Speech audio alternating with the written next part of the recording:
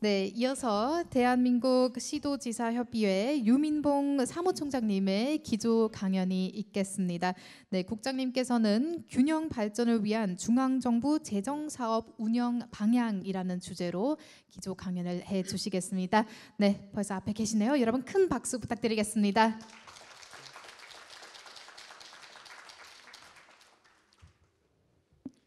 네, 시간이 저희들이 30분 지연이 됐는데요. 12시 30분에 딱 끝내도록 하겠습니다. 이사벨 차트리 국장님께서 왜 재정 이양이 국가에서 지방으로 되어야 하는 것에 대한 상당히 설득력 있는 말씀을 하셨습니다. 저는 우리 한국에서 지금 그런 재정 이양이 가장 강조되고 있고 또 그것이 우리가 추구하는 방향인데요.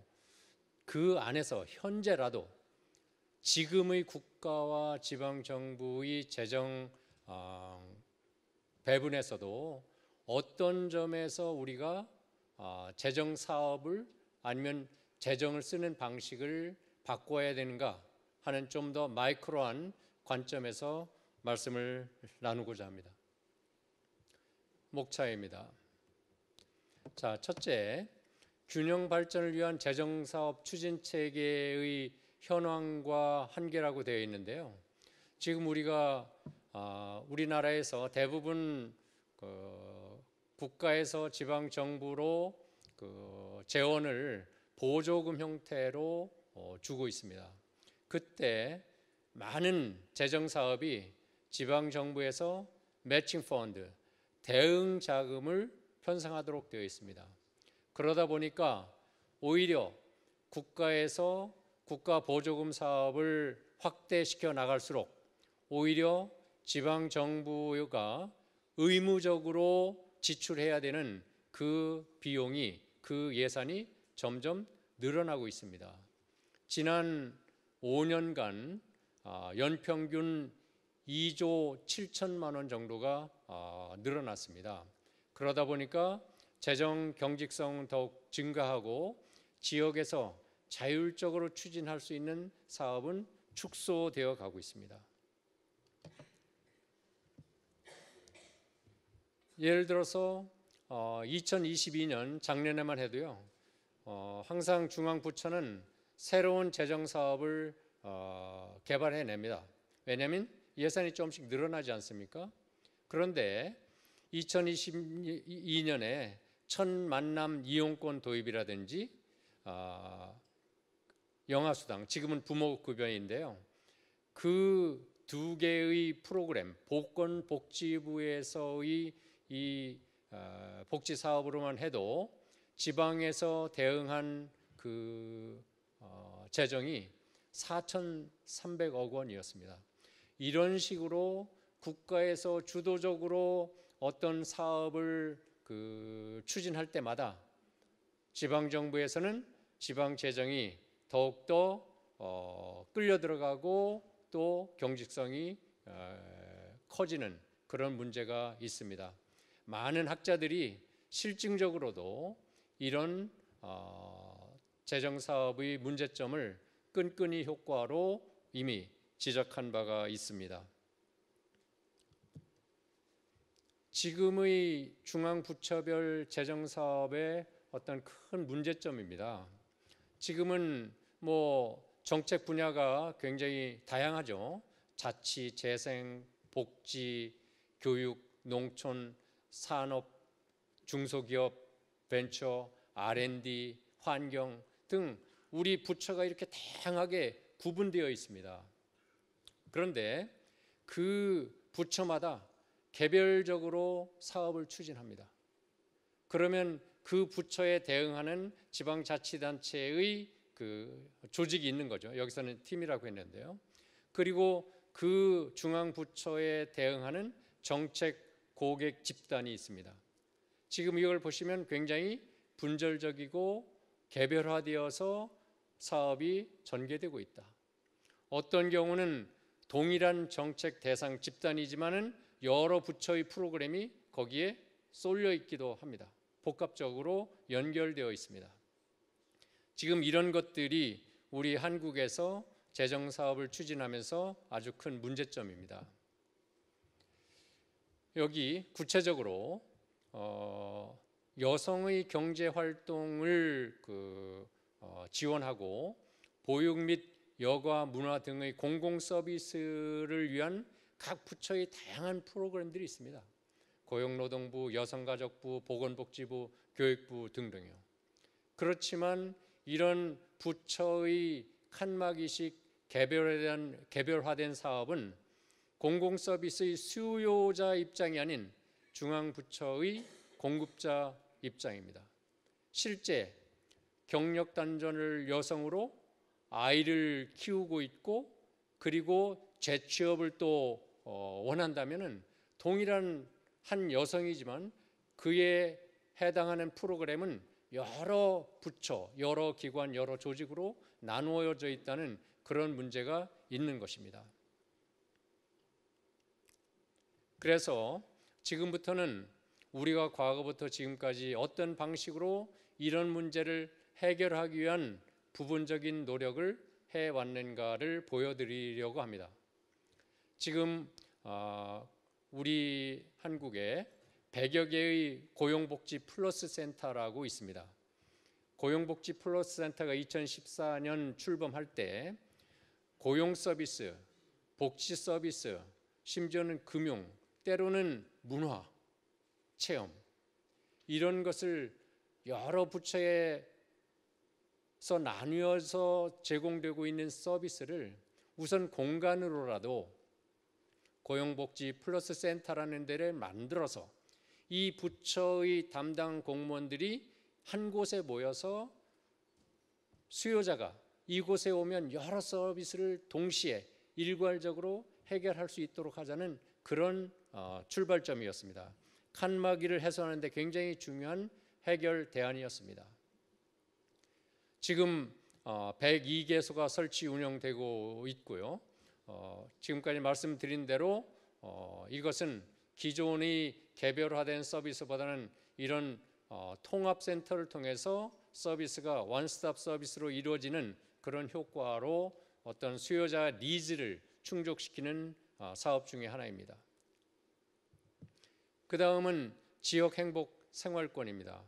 앞에 고용복지 플러스 센터의 경우에는 수요자를 중심으로 해서 여러 기관이 여러 사업이 하나로 이렇게 통합되는 거라면 지역행복생활권은 몇 개의 시군구가 협업해가지고 우리 지역에 이러이러한 서비스가 필요합니다. 아니면 이러이러한 개발 사업을 하겠습니다 하고 지역이 시군구 몇 개가 합쳐지고 또 중앙부처에서도 관련된 부처의 사업들이 통합되는 보다 일보 진전된 통합 방식입니다.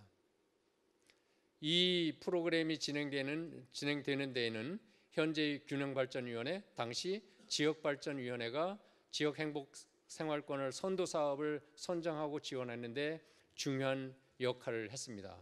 다시 말씀드리면 부처에 그냥 놔두어서는 그런 개별화되고 분절화된 그런 프로그램이 지속되기 때문에 균발위, 과거에는 지발위가 중심에서 그런 링커 역할을 하면서 무언가 이 칸막이를 통합시키려는 그런 시도를 지금까지 해왔습니다.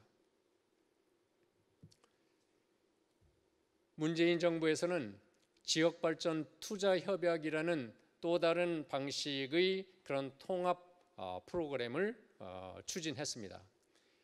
이번에도 다수의 중앙부처 그리고 지자체가 지역의 개발 프로젝트를 공동으로 선정하고 또 사업 계획이나 투자 분담에 대해서 상호 약속을 하는 그런 사업입니다. 그러니까 재정도 중앙에서 중앙부처에서도 분담하고 지자체에서도 분담하고 그리고 사업 계획을 지자체가 주도해서 자율성을 부여하고 3년 내지 5년에 걸친 중기 계약을 통해서 사업의 안정성을 보장해 주었습니다. 청년과 함께 도농 상생도시 당진이라는 구체적인 사례입니다. 여기에 보면은 충남 당진시 행안부, 농림부, 여가부가 함께 이런 사업을 공동으로 협업해서 개발하고 지금 추진하는 방식입니다. 그러니까 이 앞에 고용복지 플러스 센터나 또 지역행복 생활권과 차별이 있다면은 이제 충남이라는 광역도 함께 기초자치단체와 이 사업을 기획하고 추진하고 성과를 평가해 나간다는 것입니다.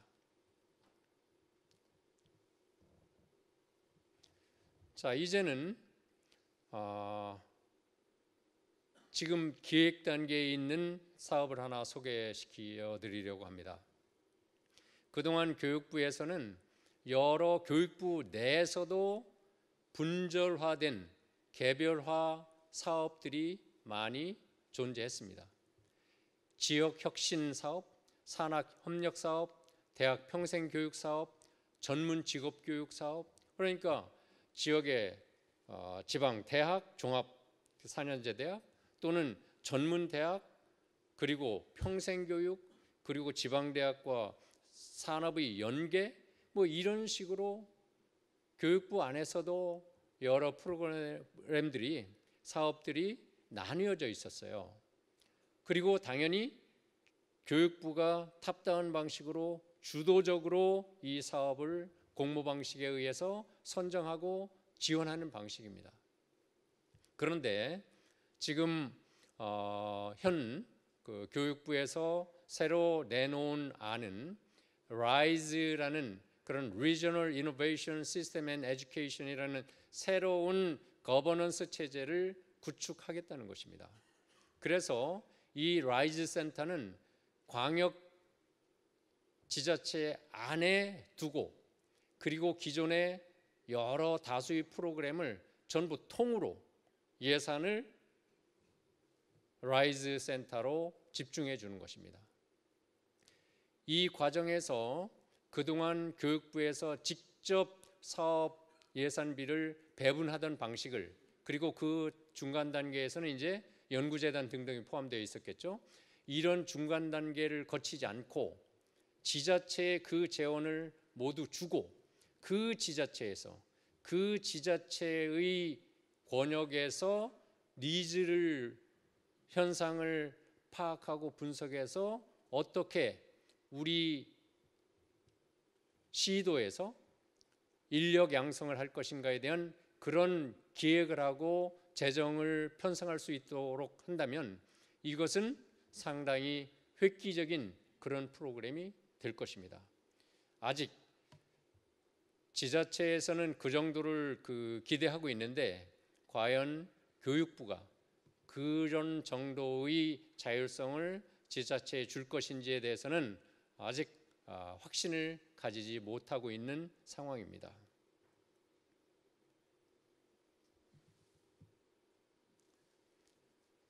자, 지금까지 제가 말씀드린 것은 저의 시각, 그리고 저의 시각이라는 것은 제가 국정기획을 한 2년간 수행하면서 국가 차원에서 어떻게 하면 이런 사업들을 효율성도 높이고 효과성도 높이고 그리고 지역의 균형을 이룰 것인가에 대한 그런 마인드를 가지고 탑다운 방식으로 실제 기획을 합니다.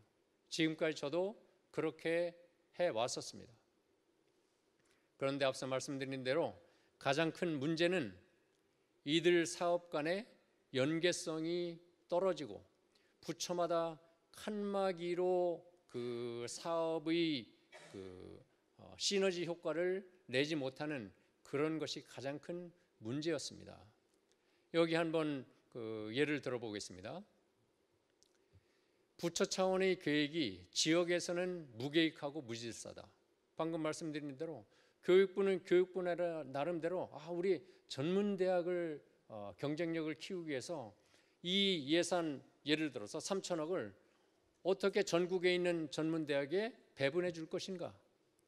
그러면 계획서 잘 쓰고 그리고 지역 간 적당한 그 분포를 보아서 교육부에서 이렇게 최종적으로 10개 전문대학이면 10개 전문대학, 20개 전문대학이면 20개 전문대학을 선정하는 그런 방식입니다. 여기 경제특구와 산업단지를 보겠습니다. 경제특구의 경우에 유형이 50개나 됩니다. 그리고 특구로 지정된 곳이 748곳이에요. 산업단지는 국가가 지정한 47개를 포함하면 전국적으로 1274개가 산업단지로 지정되어 있습니다. 그러니까 이런 특구나 산업단지를 지정할 때 각 기관은, 지정하는 기관은 거듭 반복해서 말씀드리지만은 효율성, 효과성, 형평성 등을 고려해서 그 특구나 단지를 지정해 줄 것입니다. 실제 그럴 것입니다. 그렇지만 예를 들어서 경북이다, 충남이다, 전남이다 하면은 그 시도 지역 안에서 보면은 그 단지 간에, 특구 간에 무질서한 것입니다.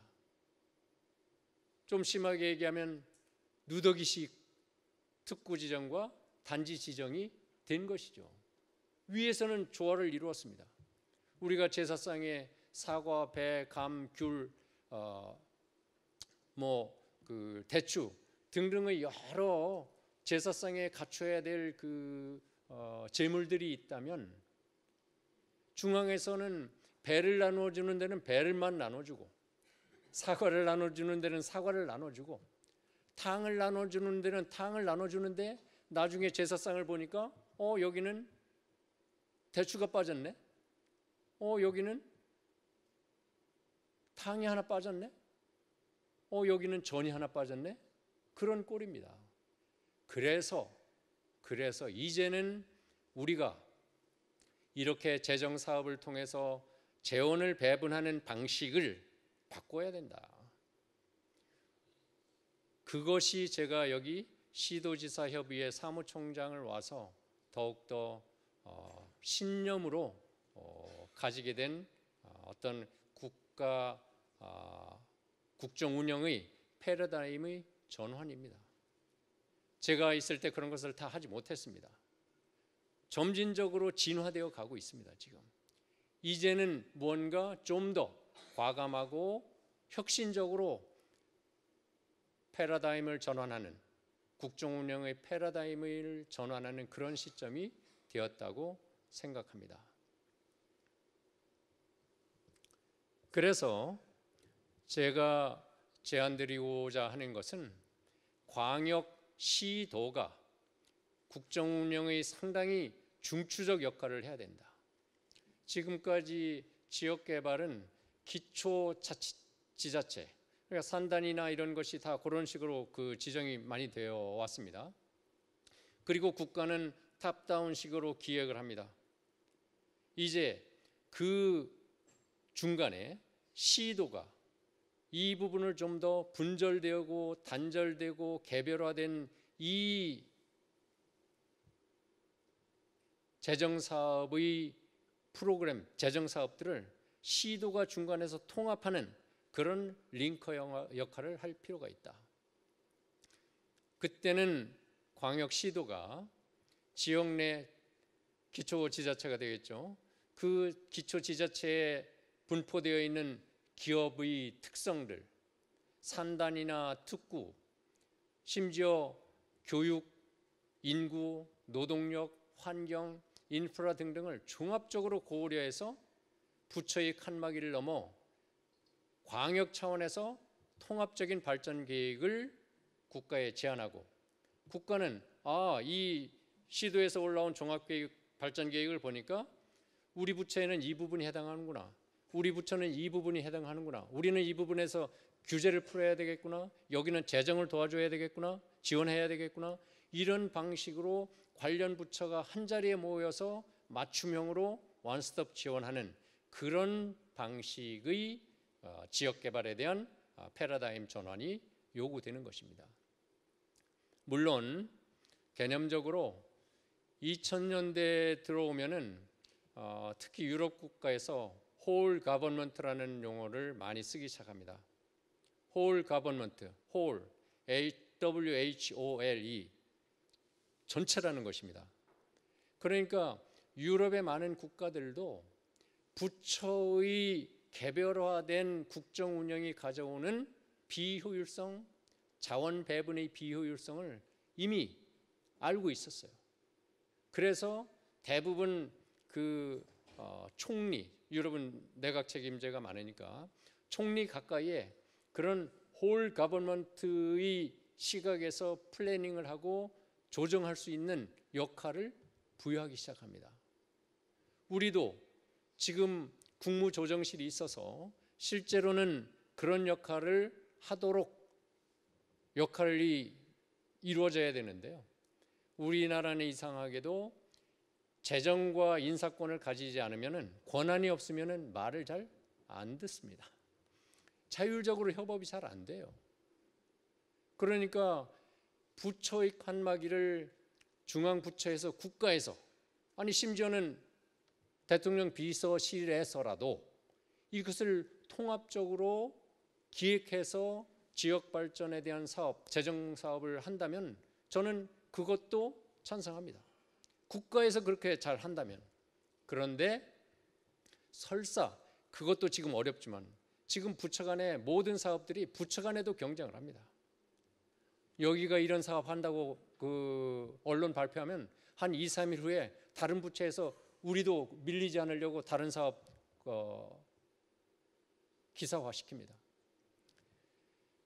중앙부처 간의 그런 협업이 어려울 뿐만 아니라 중앙부처에서의 그 기획이 가장 큰 문제는 현장을 모른다는 것입니다. 아까 말씀드린 대로 제사상에 지금 무엇이 놓여 있는지를 한번 와서 보고, 이걸 전체를 한번 봐야 되겠구나, 그런 현장 감각이 없기 때문에 중앙부처의 어떤 통합적 기획은 한계가 있다. 그것이 제가 경험한 교훈입니다. 그래서 현장을 잘 아는 시도에 많은 권한을 주고, 시도에서 중심적인, 앞서 말씀드린 중추적인 기획 역할을, 기능을 수행할 수 있도록 해줘야 되겠다. 누더기냐 퀼트냐. 누더기는 조각조각 생각 없이, 기억 없이 곧대곧대 해지면 붙이는 것이 누더기입니다. 퀼트는 조각이지만 그것들을 처음부터 기획해서 요것은 여기 놓고 요것은 여기 놓고 기획하에 이루어진 질서 있는 조각입니다. 지금 우리의 중앙부처 재정사업은 현재 상태, 그냥 계속 칸막이식으로 조각 하나하나를 더해가는 그런 방식입니다.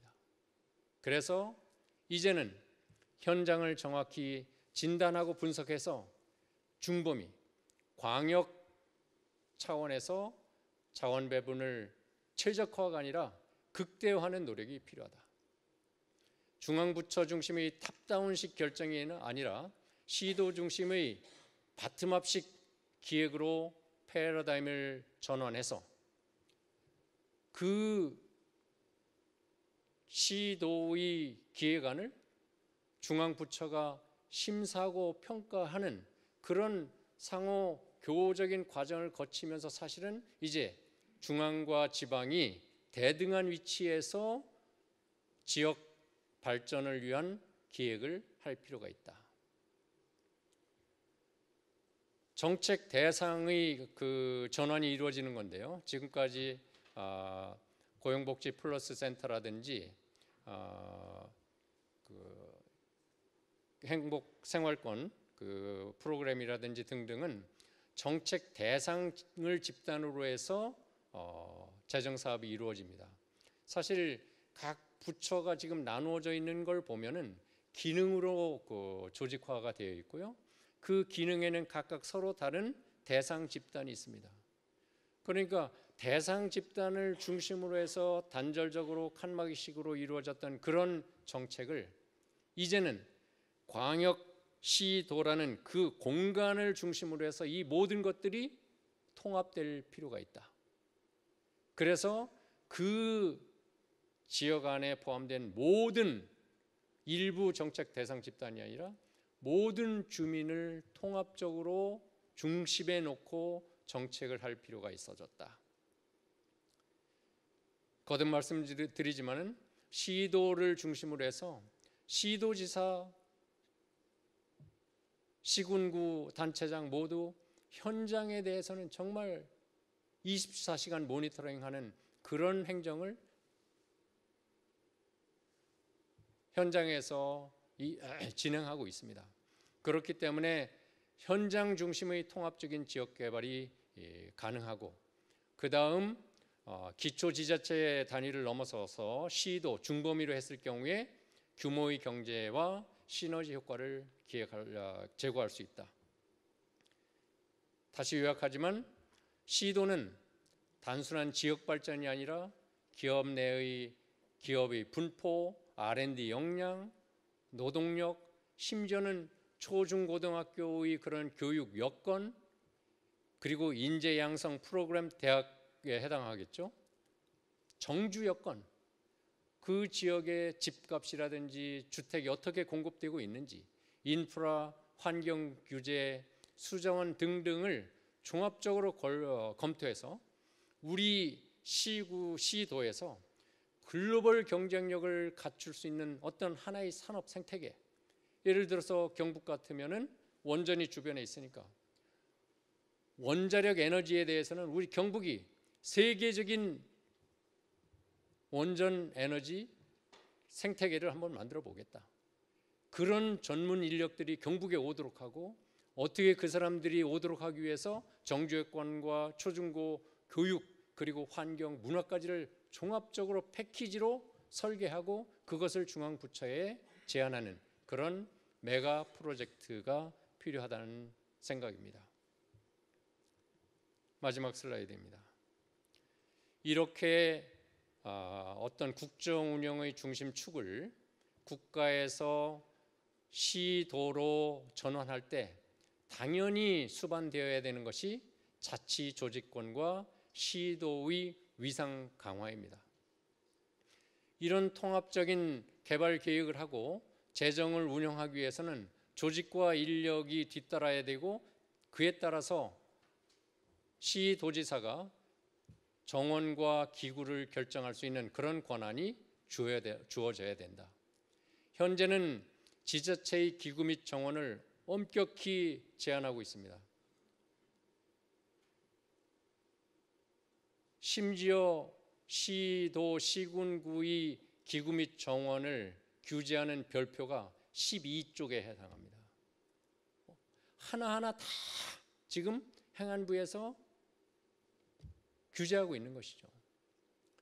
그래서 이제 과거 내무부의 경로 의존성입니다. 과거 내무부에서 시도지사를 임명할 때의 그런 인식의 DNA가 지금까지 남아 있는 것입니다. 이제 시도의 기구나 정원은 행정안전부가 지휘하고 감독하고 가이드라인을 제시할 것이 아니라 지방의회가 단체장을 견제하는 방식으로 이루어졌을 때 우리가 지방자치가 보다 온전하게 이루어질 것입니다. 당연히 시도지사의 도덕적 해이를 걱정하는 분도 많겠죠. 그것은 기준인건비라는 총인건비 제한 범위 안에서 기구나 정원을 조정할 수 있도록, 자율적으로 결정할 수 있도록 하면 그 정도로서의, 그런 정도의 정책 수단이면은 저는 충분하다고 생각합니다. 무엇보다도 국가, 중앙부처가 시도와 대등한 파트너라는 인식의 전환이 절대적으로 필요합니다. 지금 우리는 국가 공무원을 준거축으로 딱 정해놓고 국가 공무원 3급은 지방 공무원 어디에 해당하고 그 소속 기관은 어디에 해당하고 하는 것이, 어느 사람을 딱 짚으면은 그 사람의 계급이 추리로 해서 이 사람이 여기구나, 이렇게 정리됩니다. 그런 위계적 구조 속에서는 사고가 경직되고 유연한 창조적인 기획을 할 수 없고 발전할 수 없습니다. 이제 그런 권위적인 축, 기준축 이런 거 다 무너뜨리고 우리가 각자 자기 위치에서 최대한의 역량을 발휘할 수 있는 그런 조직의 경직적 틀을 우리가 무너뜨려야 된다. 심지어는 지금도 그런 과거의 경로 의존성이 남아서 시도에 있는 국립대 총장은 장관급 예우를 해주고 시도지사는 서울시장을 제외하고 차관급으로 예우를 합니다. 정말 시도지사의 그런 역할이 책임이 국립대 총장보다 못할까요? 그런 시대는 지났죠. 이 시대의 변화를 빨리 받아들이고 중앙부처 국가공무원들의 인식의 전환이 대한민국을 지금까지 주장해 주신 재정자주권을 포함해서 지방시대를 여는데 결정적인 출발점이 되리라고 생각합니다. 이렇게 지금 말씀드린 것처럼 앞서의 균형 발전과 자치조직권, 재정자주권 등등 자치분권은 뗄래 뗄 수 없는 한 몸통이고 동전의 양면과 같다고 생각합니다. 그동안 지방분권, 자치분권위원회 그리고 균형발전위원회 이것도 칸막이입니다. 우리 위원회도 칸막이가 있었던 것이죠.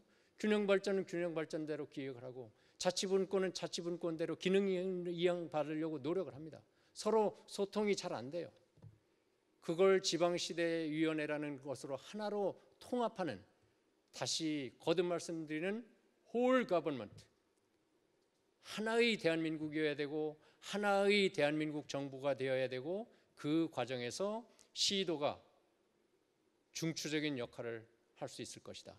그것이 제가 오늘 기조 강연에서 여러분과 공유하고 싶은 메시지였습니다. 감사합니다. 네, 감사합니다.